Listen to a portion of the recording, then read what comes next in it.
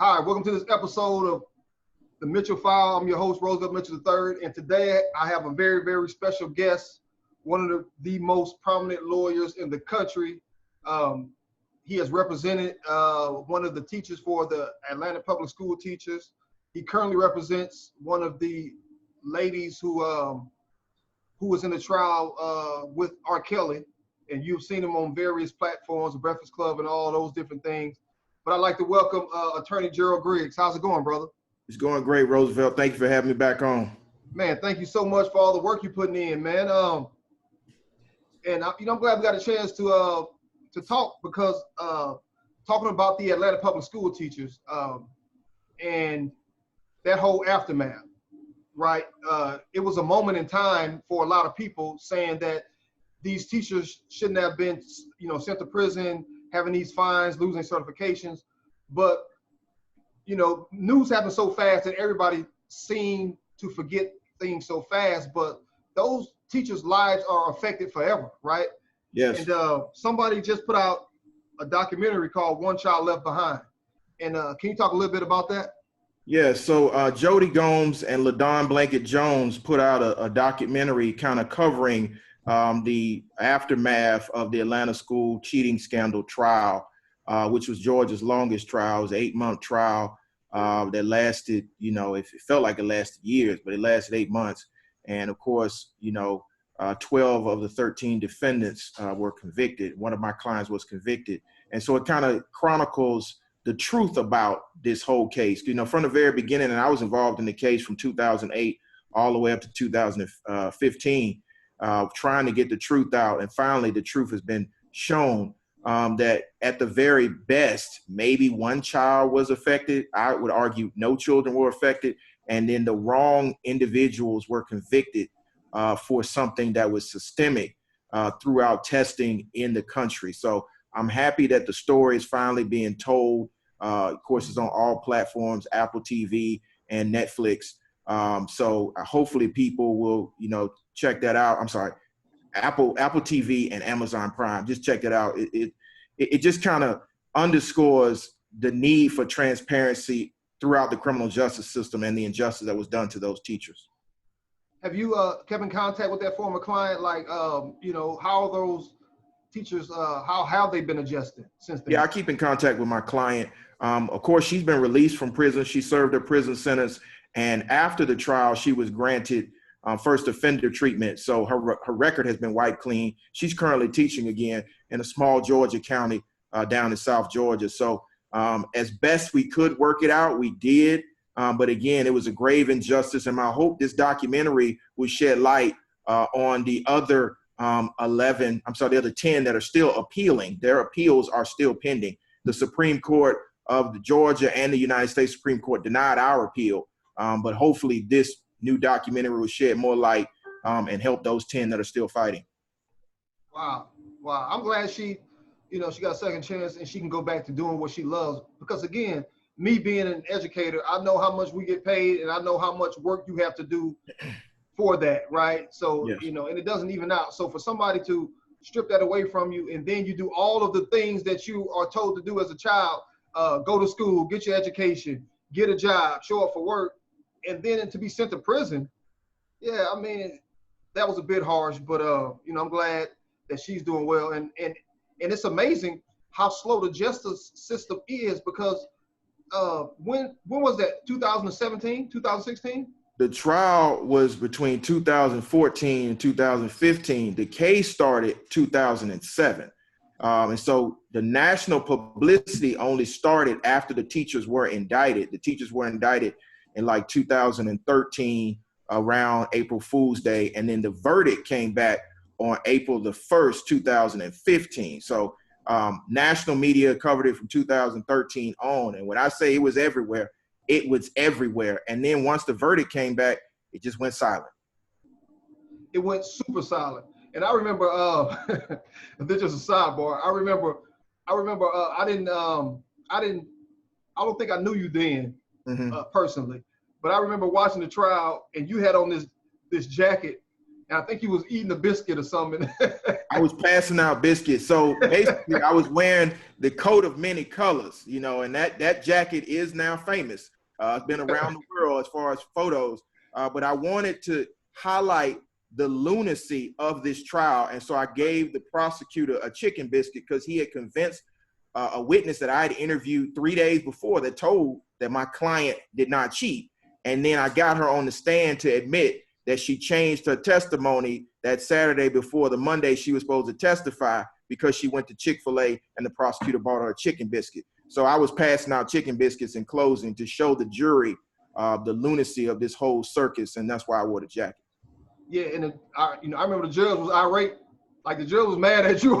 He was mad at me. He called me James Brown. He called me a whole lot of things. But, you know, my focus was, you know, trying to exonerate Ms. Williamson and the others in the trial. And hopefully through this documentary, we can reopen the case and finally get justice.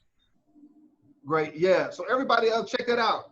Check that out. It's called One Child Left Behind, the documentary about the Atlanta public school teachers, because again, I really want, if no one else, I want the educators to rally around this and to also bring this back up, because I've been saying since the trial, this could have been any African-American educator. You know, if they just go just make up something saying you change test scores, right? So, and that's one, you know, and one educator getting sent to prison is one too many.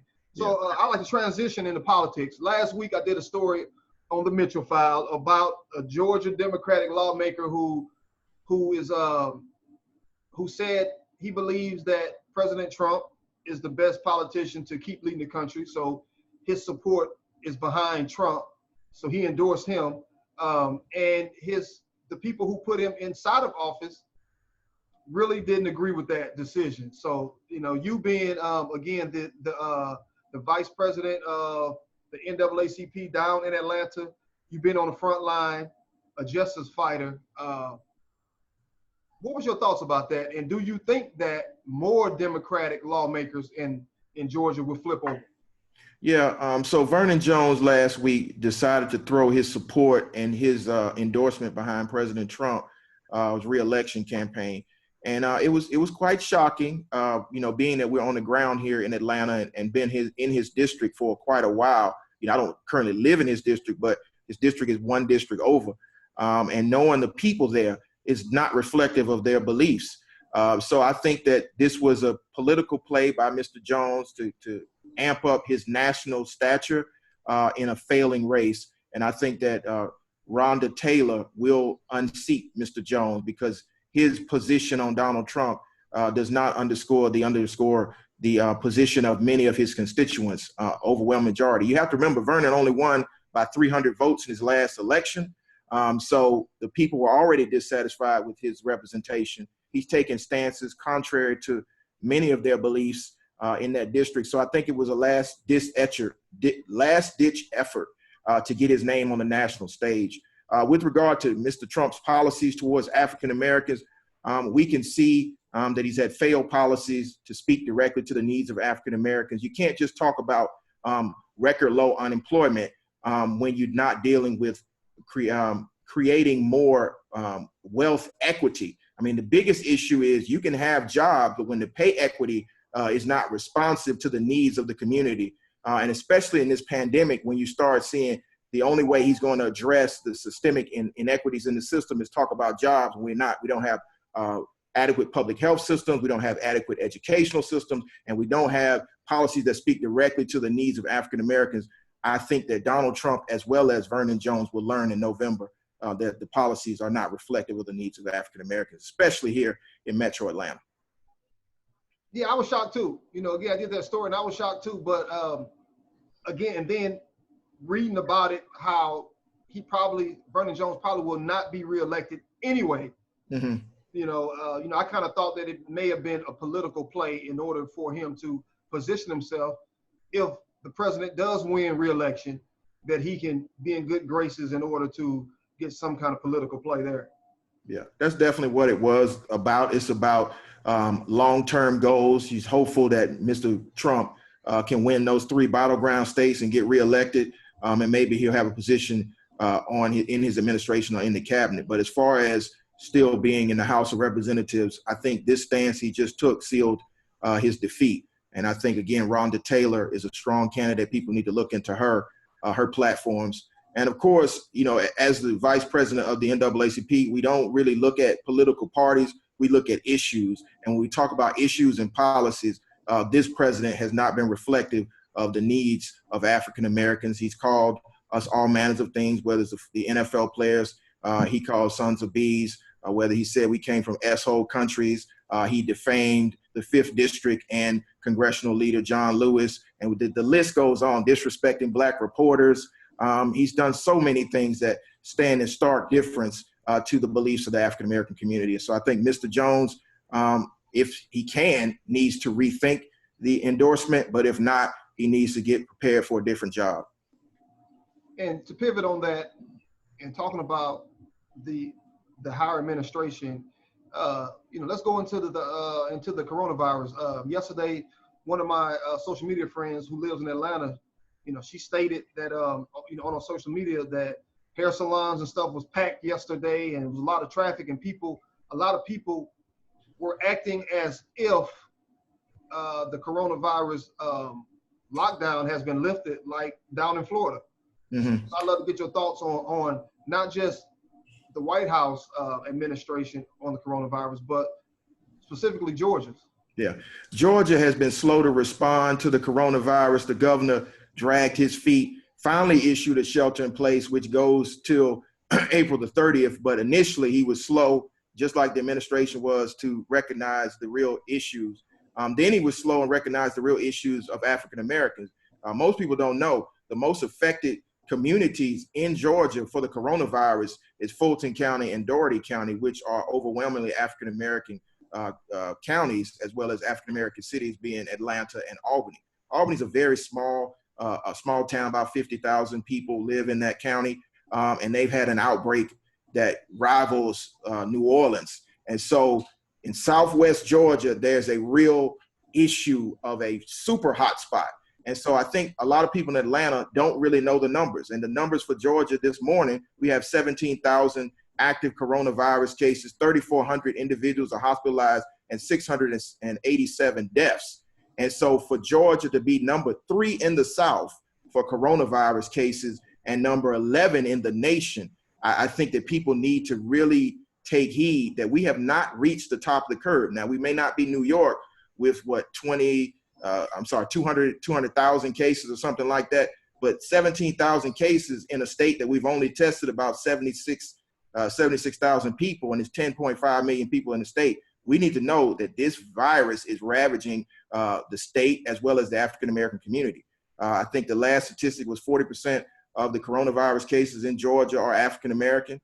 So we need to really understand that the statistics belie the false hope that's out there that, you know, we're on the tail end of this virus, or it doesn't affect Black people, or it has something to do with 5G, or whatever conspiracy theory people are throwing out there. The hard numbers are African Americans are dying. The most affected age group in Georgia is 18 to 59. So we're not just talking about old people. We're talking about the middle branch of the generation, the middle generation that's being affected. And so I think people need to take it more seriously. That's why I've been pushing this every single day with 2 daily updates from the Department of Public Health to kind of tell people where the virus is in real time, the fact that we need more testing, both diagnostic and trace testing, and the fact that we have a serious issue in Georgia. It was so bad, Roosevelt, that I had to remind the governor that Georgia has an anti-mask statute and got him to suspend it with the help of State Senator Nikema Williams and Mayor Keisha Lance Bottoms and the Atlanta NAACP and others. So it would have been illegal to follow the guidelines of the Centers for Disease Control and wear an N95 mask had it not been for activists telling the governor in real time that he needed to suspend the anti-mask statute. Yeah, and that's crazy that the governor doesn't even know that it was illegal to wear the mask, you know, and again, this is an unprecedented time. And I wanted to ask you this, what's your thoughts on this? What do you know, the argument that over the last 3 weeks, 22 million people have filed for unemployment, and, you know, with unemployment is associated with depression and you and all those, mental health things, right? Mm-hmm. So I use the example down in Florida. They just opened up the beaches on Friday. Yeah. Because that's a big money maker for them. Economies are tanking. Mm-hmm. And, America's built through capitalism, is a huge business. It can't afford to be shut down for an extended period of time. So what do you say about how to balance trying to keep the economy going on top of trying to keep people healthy? Yeah, and I think that's a good question. I've heard the debate, and my response to the debate is if we had to address this issue in November when the administration knew of the risk, we addressed this issue in January when the administration knew of the risk. We had addressed this in February when the administration knew of the risk. We addressed this in March when the administration knew the risk. We could have addressed the financial fallout that we are feeling currently. But I do understand a lot of people are hurting right now. And my advice to our elected officials at this point would be to give more aid to the people, not the businesses, but direct aid to the people, like Canada, who's paying $2,000 a month to its citizens while the government is shut down. Like Taiwan, who took the radical approach that when they had over just 100 cases, they shut everything down. They used testing at an unprecedented rate to test where the virus is, and now they're reopening. Or even China, and we do know their numbers are a little interesting, but the fact that they went into a lockdown to make sure they secured the population, because let's get real, you can't have an economy when your people are sick. So I think at this point, we need to have a hard lockdown. It maybe needs to be for the rest of the month of May, so we make sure that we kill the virus in place and get prepared for June. But if we open up come May the 1st, you're going to see communities that have not really been affected by the virus see the virus come. Because again, it starts small. In Albany, it started either at a funeral or a court hearing with less than 15 people. And now in Albany, there are over 1,300 cases in Albany, Georgia. Like I said, Dougherty County is 50,000 people, and they're running neck and neck with Fulton County, which is 1.1 million people. And so if you learn from that, if you learn from what happened out in South Dakota, where they didn't have any cases, and then the Smithfield plant went nuclear with 500 cases, and now they're a hotspot, you can understand that we gotta have our elected officials give the bailout directly to the people so that the people can buckle down, and then the people won't be worried whether they're going to be evicted, whether they're going to lose their car, lose their job. I think it's time to look at the Spanish flu and how they responded there. Even in Atlanta, and the Spanish flu, we locked down for 2 months. That was in 1918. So I think that we need to understand that we value people over profit, and we're going to have to tighten our belt loops a little bit and ride this out. Otherwise, we're going to be burying a whole lot of people. And I mean, I know of at least 15 people that are currently infected. I know of 3 people that have passed, and those are all African Americans. And so I think that we as African Americans, especially, and then we as a greater community, need to understand the real threat this virus takes, and we don't need to make a mistake and reopen too early. Yeah, that was my those are my sentiments exactly about the stimulus. 1,200 is not enough, was not enough going to the people, especially when they don't know exactly when this is going to end. And then I know the people who can receive unemployment, they get a $600 bump every week for the next 4 months. But I know a lot of people who have applied for it and hadn't gotten a dime yet. I mean, I know a lot of people that supposed to get the stimulus check and haven't gotten the stimulus check, and I'm hearing dead people are getting the stimulus check, or they're not getting enough of the stimulus check, but then I see businesses getting $20-30 million that are not small businesses. So, I mean, again, we've learned from the bailouts in the past. We don't need to bail out Wall Street. We need to bail out the people that live on the streets around Main Street. We need to bail out, the small business owner, the real small business owner. We need to bail out the blue collar workers who are the backbone of this country. And I think that's another failing of this administration. They're failing to understand the basic needs of the general population. And so I think that's what we need to do. We need to take care of the basic needs of the general population for the next 2 months to get through this, and just tell people to shelter in place and hunker down. Yeah. Well, thank you so much. I don't want to take up too much more of your time, but I do appreciate the conversation, man. And please, before we get out of here, I want you to give everybody your information on how to follow you and how to contact you and all that good, all those good things. Okay, cool. Yes, you can contact me on all social platforms at Attorney Griggs or under the hashtag Justice Fighter. Again, at Attorney Griggs on all social media and under the hashtag Justice Fighter. And if you want the daily updates, go to my Facebook, Gerald A. Griggs, attorney, activist, and advocate. And I give the daily updates, not only just for Georgia, but for the region and the nation and the world. I just want everybody to stay safe.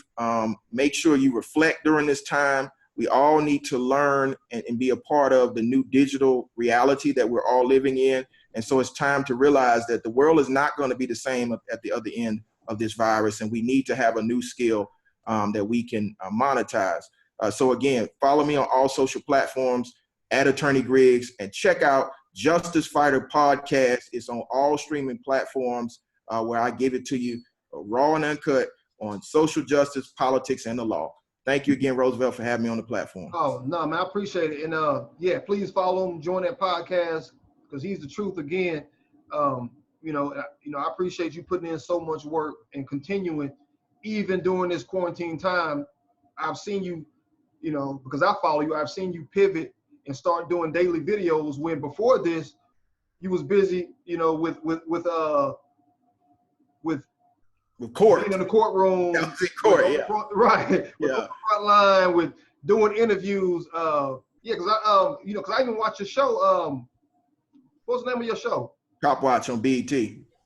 On BET, yeah. So you had all these things going on, but now, you was just every day. He's giving great content, great updates. So please follow him. Hopefully we can do this again, man. I appreciate it, and I'll catch you next time. Stay safe, brother. I appreciate you, Roosevelt.